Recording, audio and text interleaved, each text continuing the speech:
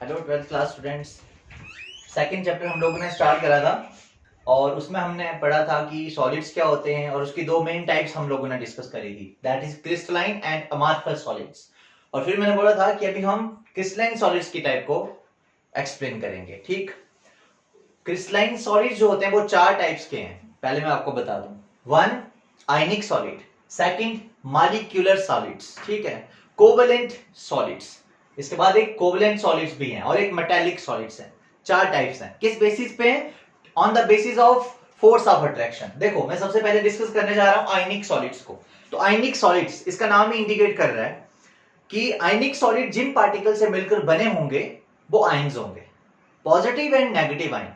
अब पॉजिटिव और negative ion के बीच में एक अट्रैक्शन होती है जिसको हम बोलते हैं कोलम्बिक अट्रैक्शन और इलेक्ट्रोस्टैटिक अट्रैक्शन। इसका मतलब अब हम यहाँ पे क्या लिखने वाले हैं कि आयनिक सॉलिड्स में कॉन्स्टिट्यूएंट पार्टिकल्स आपके पॉजिटिव और नेगेटिव आयंस होंगे और उन आयंस के बीच में जो अट्रैक्शन है वो है इलेक्ट्रोस्टैटिक अट्रैक्शन।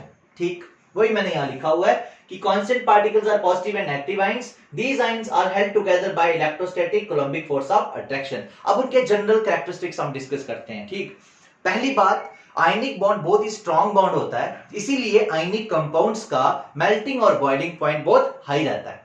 तो पहला point, high melting and boiling point. दूसरा, जैसे हम NaCl की बात करते हैं, इसमें एग्जांपल NaCl की लिए, NaCl की बात करते हैं तो वो एक आयनिक कंपाउंड है। कोई भी आयनिक कंपाउंड सॉलिड स्टेट में करंट को कंडक्ट नहीं करवाता है।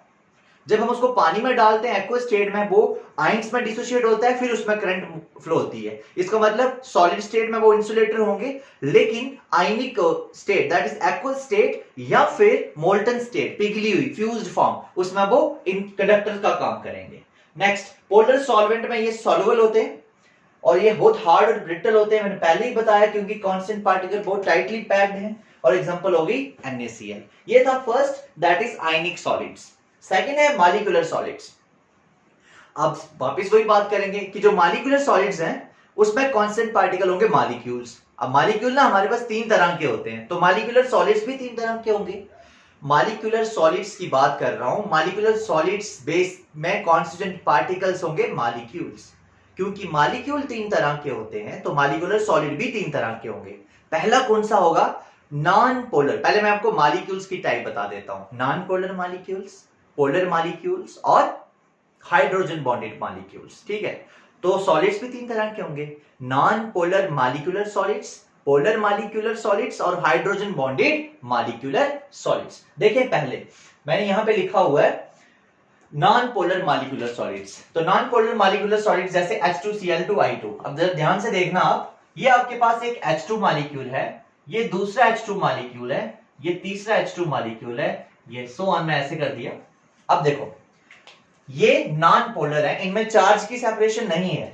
पोलर क्या होता है? जिसमें चार्ज की सेपरेशन हो जाए इलेक्ट्रोनेगेटिविटी के डिफरेंस की वजह से। इसमें कोई चार्ज नहीं है, ये गैस की फॉर्म में एग्जिस्ट करता है। तो इसको लिक्विड बनाने के लिए हम प्रेशर बढ़ाते हैं, टेम्परेचर कम करते हैं, और टेम्परेचर कम करें तो ये सॉलिड में भी कन्वर्ट हो जाता है। अगर आपने हाइड्रोजन को सॉलिड की फॉर्म में कन्वर्ट करना है तो इनके बीच में पहले से कोई भी फोर्स ऑफ अट्रैक्शन नहीं है। यहां पे जो इन दोनों पार्टिकल्स के बीच में फोर्स ऑफ अट्रैक्शन है ना, उसको बोलते हैं London force of attraction, London forces of attraction. ये भी एक वंडरवाल टाइप की ही टाइप है और ये बहुत ही वीक फोर्स होती है। ठीक है, और एग्जांपल है H2Cl2I2। तो यहाँ पे आपको क्या बताना है कि नॉन पोलर मॉलिक्यूलर सॉलिड्स में कॉन्स्टिट्यूएंट पार्टिकल्स क्या होते हैं, पॉइंट वाइज याद रखेंगे।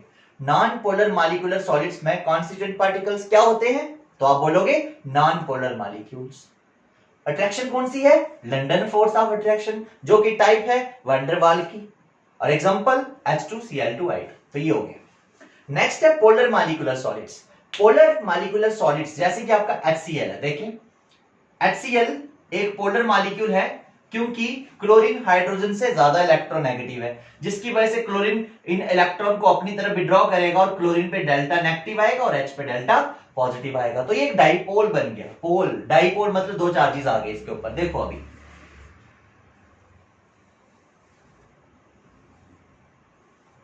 अगर यहाँ पे पॉजिटिव है, यहाँ नेगेटिव है, यहाँ नेगेटिव है, यहाँ पॉजिटिव है, यहाँ पॉजिटिव है, यहाँ नेगेटिव और यहाँ पे नेगेटिव और ये पॉजिटिव है। ठीक, ये एक डाइपोल है। पर ये क्या है? HCl, H positive Cl negative, ये भी HCl ही है। पॉजिटिव और नेगेटिव। अब ये डाइपोल की तरह काम कर रहे हैं, तो एक डाइपोल में नेगेटिव और दूसरे में पॉजिटिव है, तो एक दूसरे को अट्रैक्ट करेंगे, पॉजिटिव और नेगेटिव, पॉजिटिव और नेगेटिव। तो यहां पे जो अट्रैक्शन है उस अट्रैक्शन का नाम है dipole dipole attraction, dipole dipole attraction. एक डाइपोल दूसरे डाइपोल को अट्रैक्ट कर रहा है, डाइपोल डाइपोल अट्रैक्शन।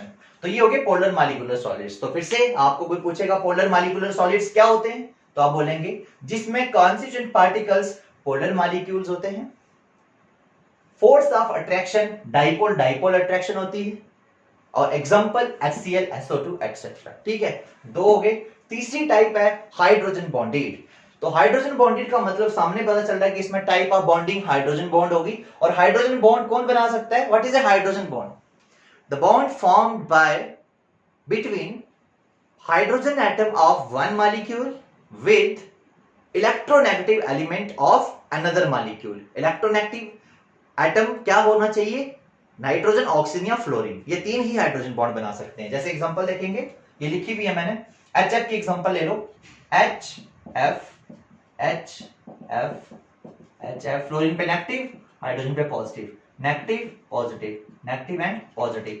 तो पहले मॉलिक्यूल का फ्लोरीन इलेक्ट्रोनेगेटिव एटम दूसरे के हाइड्रोजन को अट्रैक्ट करेगा, तो ये होगी आपके पास हाइड्रोजन बॉन्ड। इसके बाद जो आपका सॉलिड बनेगा उसको हम क्या बोलेंगे, हाइड्रोजन बॉन्डेड मॉलिक्यूलर सॉलिड। जैसे आइस है, that is hydrogen bonded molecular solid. तो ये हो गया आपके पास तीन टाइप्स। तो आज हमने दो टाइप्स डिस्कस करी हैं, आयनिक सॉलिड्स और मॉलिक्यूलर सॉलिड्स। मॉलिक्यूलर सॉलिड की फर्दर तीन टाइप भी डिस्कस करी। अगले लेक्चर में हम बची हुई दो टाइप डिस्कस करेंगे, और बची हुई कौन सी है, कोवलेंट, जिसको नेटवर्क सॉलिड भी बोलते हैं, और एक मेटालिक। सो थैंक यू, ये था हमारा सेकंड लेक्चर।